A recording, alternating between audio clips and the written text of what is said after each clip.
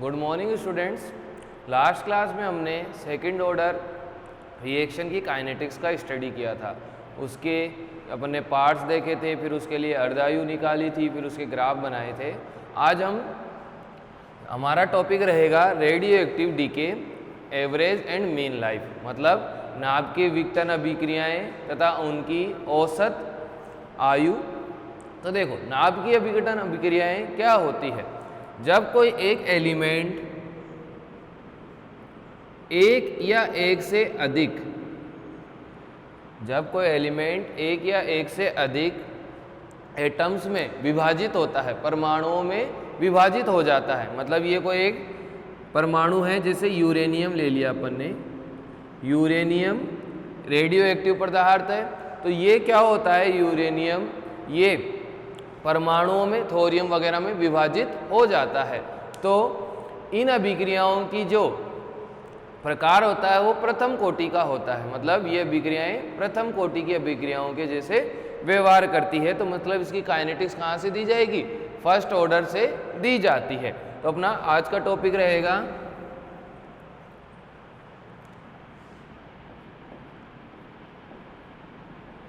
Radio active decay reactions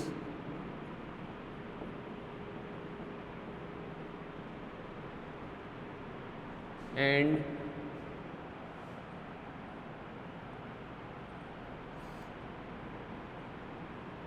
mean life या average life. ये अपना आज का टॉपिक रहेगा रेडियो एक्टिव डीके। तो अपन पहले इसके बारे में कुछ इंट्रोडक्शन टाइप में लिखेंगे नाभिकीय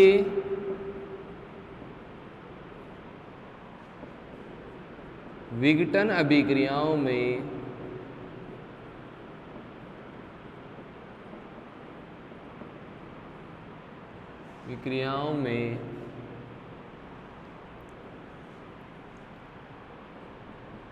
एक परमाणु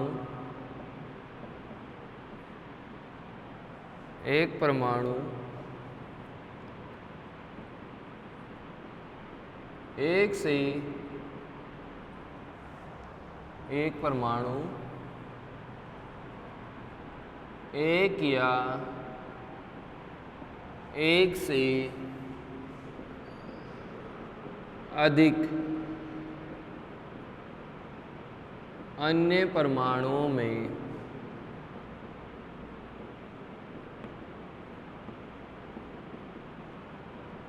विभाजित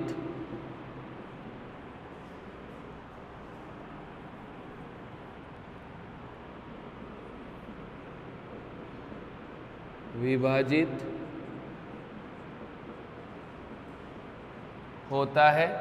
एक या एक से अधिक परमाणुओं में विभाजित होता है। दूसरा, इन अभिक्रियाओं की प्रकृति प्रथम कोटि की होती है। इन अभिक्रियाओं की प्रकृति प्रथम कोटि की होती है।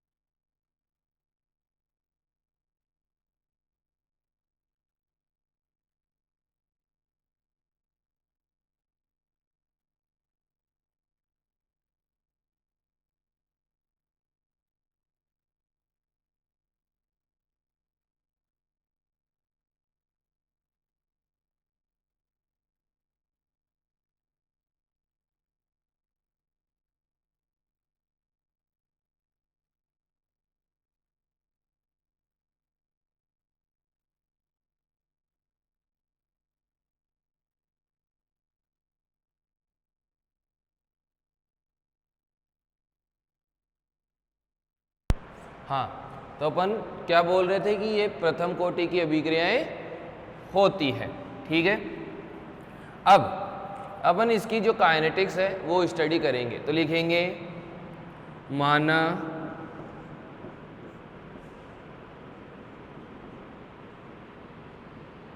एक नाभिकीय विघटन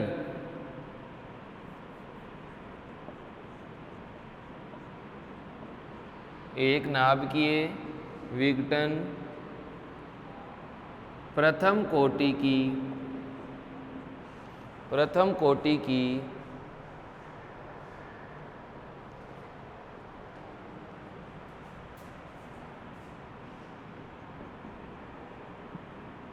अभिक्रिया है। प्रथम कोटि की नाभिकीय विघटन अभिक्रिया है। इस अभिक्रिया में अभिकारकों के परमाणुओं की प्रारंभिक संख्या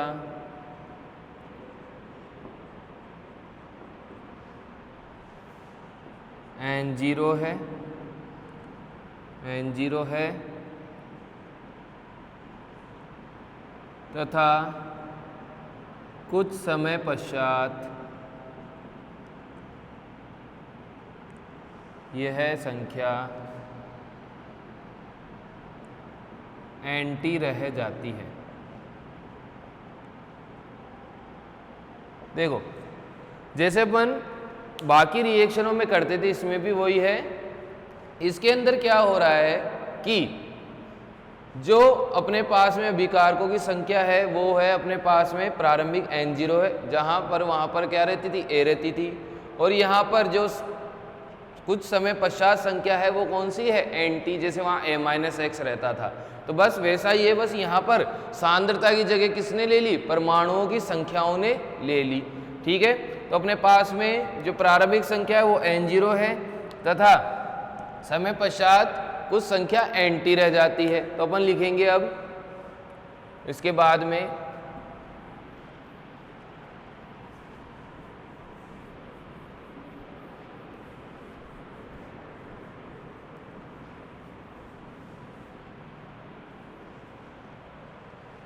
अतः नाभिकीय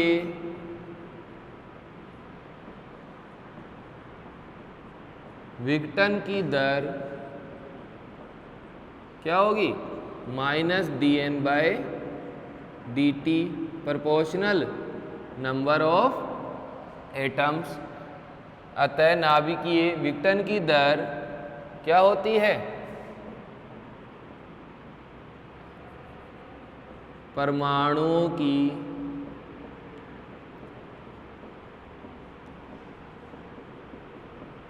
प्रारंभिक सांद्रता के बराबर होती है। सॉरी, समानुपाती होती है, समानुपाती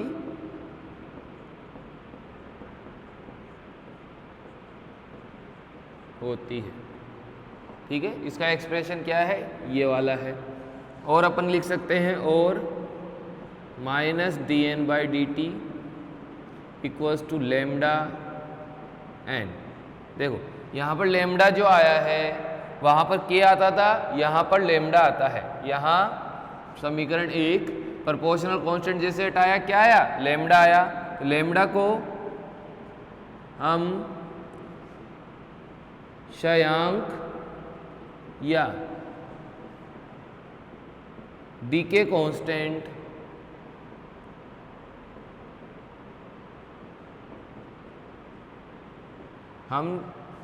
लैम्डा को हम क्षयांक या डीके कांस्टेंट कहते हैं। ठीक है, तो अपने पास में देखो यहाँ पर माइनस क्यों आया है, क्योंकि जो परमाणुओं की संख्या है अभिकारक की वो समय के साथ घट रही है। जैसे प्रोपोर्शनल कांस्टेंट हटाए लैम्डा आया, जिसको क्या बोलते हैं क्षयांक या डीके कांस्टेंट भी बोला जाता है। तो यहाँ पर ये वाली इक्वेशन आ गई अपने पास में, किसकी? अवकल समीकरण टाइप की। नाभिकीय विघटन अपकेय के लिए अपने पास में ये समीकरण आ गई अवकल समीकरण टाइप की। अब इसके साथ अपन अब निकालेंगे समाकलित वेग समीकरण, मीन्स इसको वापस से समाकलन करेंगे अपन। तो अपना सेम जो रूटीन फर्स्ट ऑर्डर के लिए था वही रूटीन इसके लिए भी होगा। तो यहाँ पर minus D N by D T equal to lambda N अपनी जो है अवकल समीकरण है। इसकी सहायता से अपन क्या करेंगे? समाकलित वेग समीकरण को ज्ञात करेंगे। ठीक है, अब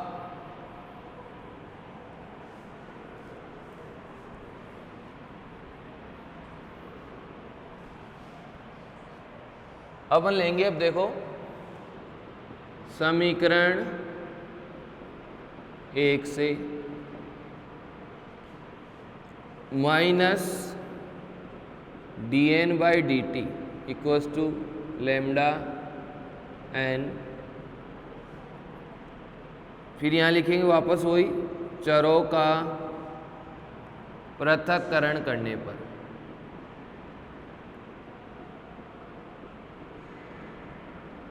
चरों का पृथक्करण करने पर dn upon n equals to minus lambda dt। चरों का पृथक्करण कर दिया, फिर क्या लिखेंगे? दोनों ओर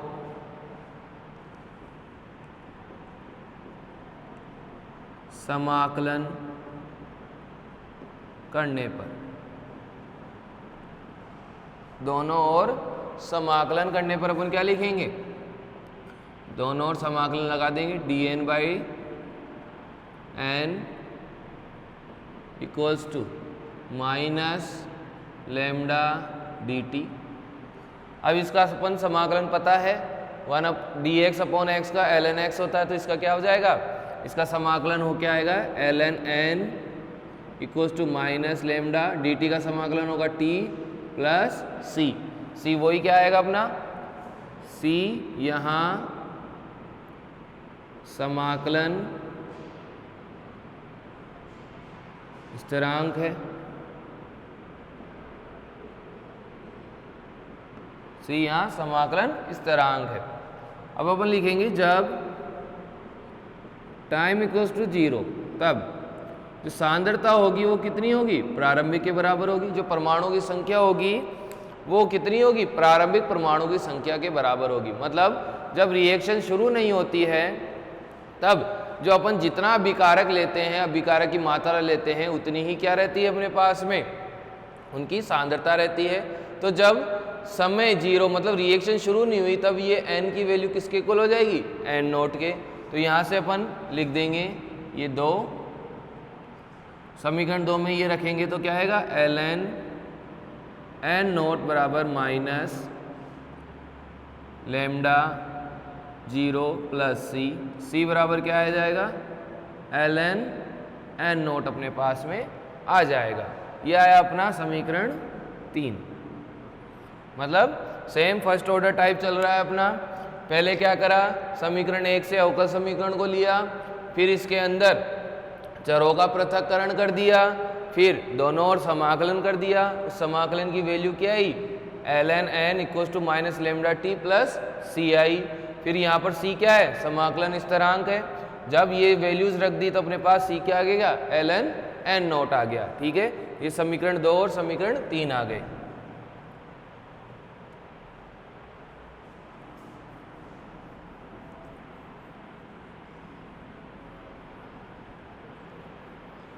अब यहाँ पर अपन लिखेंगे समीकरण 2 व 3 से सी की वैल्यू लिख देंगे तो L N N equals to minus lambda T plus L N N naught, और क्या लिख सकता हूँ मैं? L N N minus L N N naught equals to minus lambda T. देखो ये आ गई अपनी समीकरण 4। अब इसमें वापस से कौन सी प्रॉपर्टी लगेगी, log x minus log y वाली। log x minus log y क्या कहता है, log x अपॉन y। तो यहाँ पर मैं क्या लिख दूंगा, इन दोनों को वापस से वो प्रॉपर्टी लगाऊंगा तो n upon N naught equals to minus lambda T. ये आ गई अपनी समीकरण 5। ठीक है, ये आ गई समीकरण 5। और मैं क्या लिख सकता हूँ, समीकरण 4 से वापस से 4 से अगर मैं ये माइनस से गुणा करा दूं, समीकरण 4 को माइनस से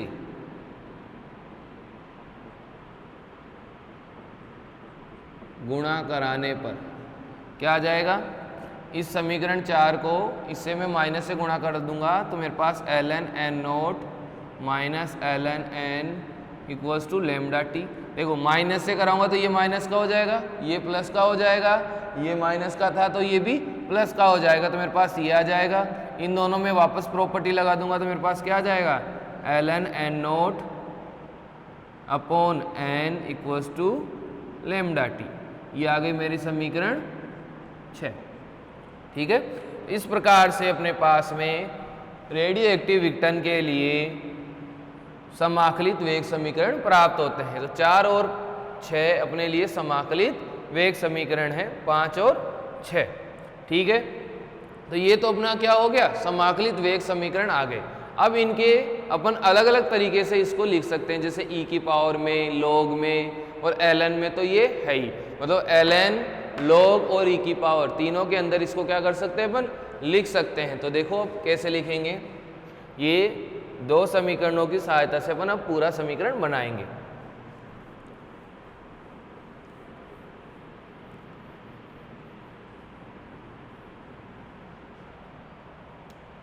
अब यहां लिखेंगे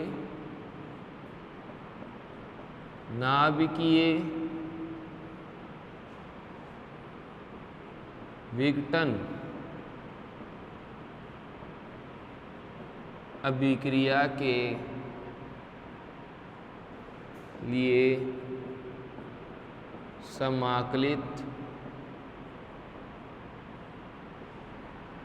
समीकरणों के रूप या फॉर्म्स। पहली आएगी अपनी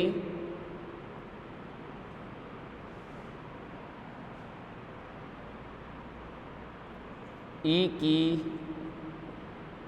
घात के रूप में, इन दी एक्सपोनेंशियल टर्म ऑफ e। देखो यहां लिखेंगे अपन समीकरण 4 से, 4 क्या कहता है, ln n upon n naught बराबर माइनस लेमडा टी।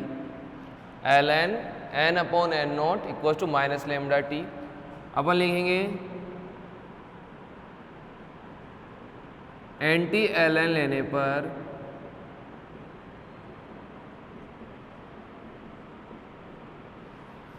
प्रति लघु गुणक लेने पर, देखो इसका एंटी ln लोगे तो यहां पर क्या आ जाएगा, n upon n naught equals to, इसका ln हट जाएगा और इसके पास क्या आ जाएगी, e की पावर माइनस लेमडा टी। तो ये वाली क्या होती है अपनी एक प्रकार की समीकरण अपन को प्राप्त होती है e की फॉर्म में। मीन्स इसमें क्या करा अपन ने, समीकरण 4 उठाया, उसके अंदर एंटी लॉग ले लिया, एंटी लॉग लेने पर इसका लॉग हट गया और यहाँ पर क्या आ गया, n upon n naught e की पावर माइनस लेमडा टी। और अपन इसको कैसे लिख सकते हैं, n equals to n naught e की पावर माइनस लेमडा टी। ये क्या आया अपने, ये जो चीज़ है ये होती है e की पावर के रूप में नाभिकीय विघटन अभिक्रिया का समाकलित रूप। ये किस फॉर्म में होता है, e की घात के रूप में होता है। बस कुछ नहीं करना, जो अपने 2 समीकरण आए थे अपने पास 4 और 5, दोनों का तुम एंटी ln ले सकते हो, दोनों से क्या कर सकते हो, ये समीकरण बना सकते हो। तो यहाँ पर अपने पास में n equals to n naught e की पावर माइनस लेमडा टी क्या आ गया, समीकरण आ गया। ठीक है, अब इसमें दूसरा फॉर्म लेंगे अपन लॉग का।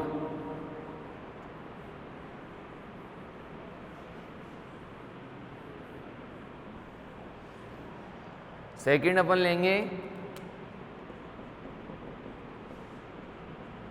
लॉग के रूप में, लॉग के रूप में उसको लेंगे। देखो अपन लिखेंगे समीकरण 5 से। 5 क्या कहता है, ln n naught by n equals to kt lambda T, और अपन क्या लिख सकते हैं, lambda T equals to ln n naught upon n। फिर अपन लिखेंगे ln को लॉग में परिवर्तित करने पर,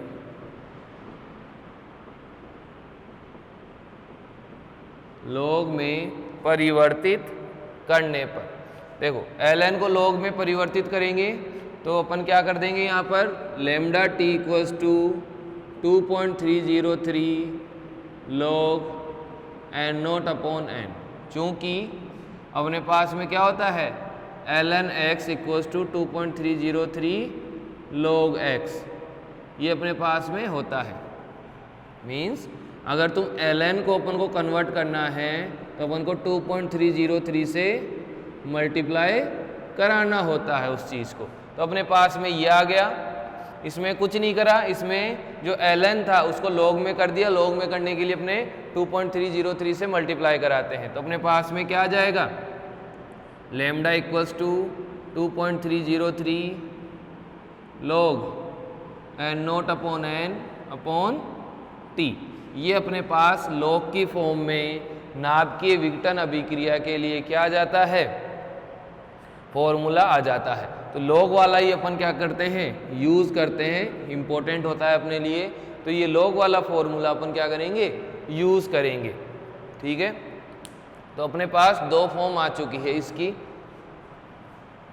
अब अपनी ये कैलकुलेशन हो गई। अब अपन लैम्डा की यूनिट को डिसाइड करेंगे कि लैम्डा की यूनिट क्या होती है।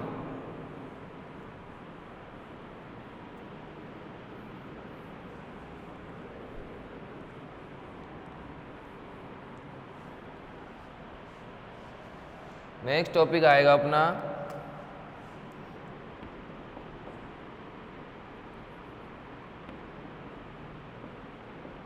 क्षयांक स्थिरांक की इकाई। क्षयांक स्थिरांक की इकाई मीन्स जो अपना डीके कांस्टेंट लैम्डा है उसकी क्या यूनिट रहती है अपन करें। देखो ये अभिक्रिया प्रथम कोटि की है, मतलब इस अभिक्रिया की जो अभिक्रिया काइनेटिक्स है वो सारी की सारी अपन फर्स्ट ऑर्डर से करते हैं। अब क्या है यहाँ पर, चूंकि जो वेग नियतांक होता है k, वो और लैम्डा दोनों एक ही चीज़ है अपने पास में, तो जो वेग नियतांक की यूनिट्स होती है प्रथम कोटि में वही क्या होती है, क्षयांक की यूनिट होती है। तो अपन लिखेंगे चूंकि नाभिकीय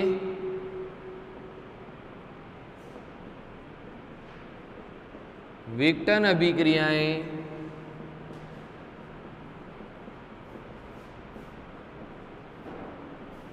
प्रथम कोटि की अभिक्रियाएं हैं,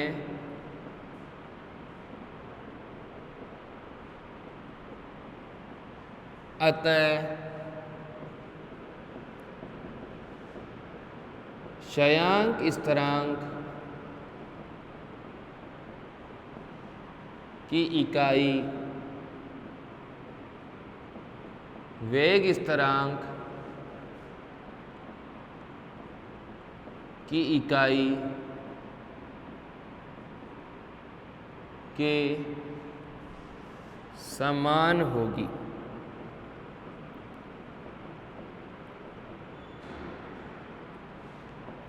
अतः जब समय सेकंड में हो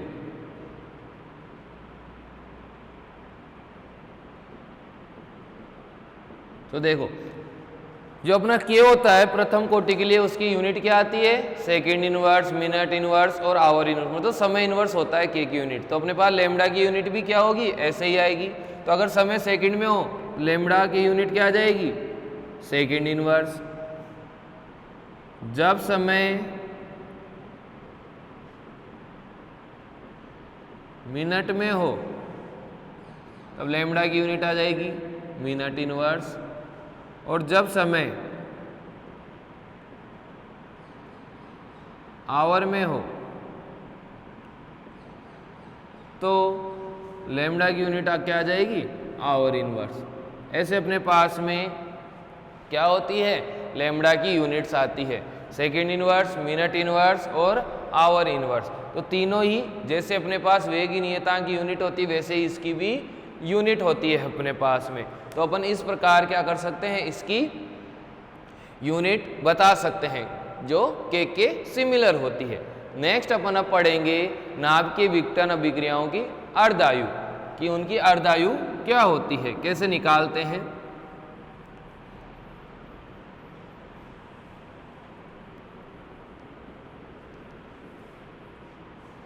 नेक्स्ट टॉपिक है अपना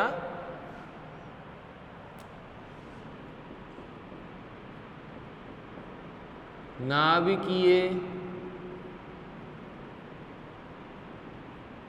विघटन अभिक्रियाओं की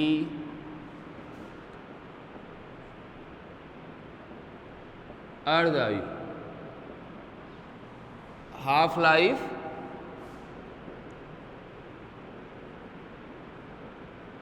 of radio active decay reactions. देखो जैसे अपने पास में अर्धायु फर्स्ट ऑर्डर, जीरो ऑर्डर और सेकंड ऑर्डर की थी वैसे इसकी भी होती है।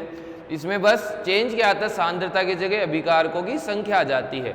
मतलब वह समय जिसमें किसी रेडियो एक्टिव पदार्थ की में उपस्थित परमाणुओं की संख्या आधी रह जाती है, वह समय रेडियो एक्टिव अभिक्रियाओं के लिए अर्धायु कहलाता है। मतलब जब अभिकारकों की या परमाणुओं की संख्या, जैसे मान लो 10,000 अपन ने परमाणु ले लिए किसी रेडियो एक्टिव पदार्थ के और 2 घंटे में 10,000 से 5,000 बचे, तो 2 घंटा क्या कहलाएगा, उस अभिक्रिया की अर्धायु कहलाएगा। तो जितने समय में अभिकारकों की संख्या आधी हो जाएगी वह समय क्या कहलाएगा, अभिक्रिया की अर्धायु कहलाएगी। तो अपन लिखेंगे किसी नाभिकीय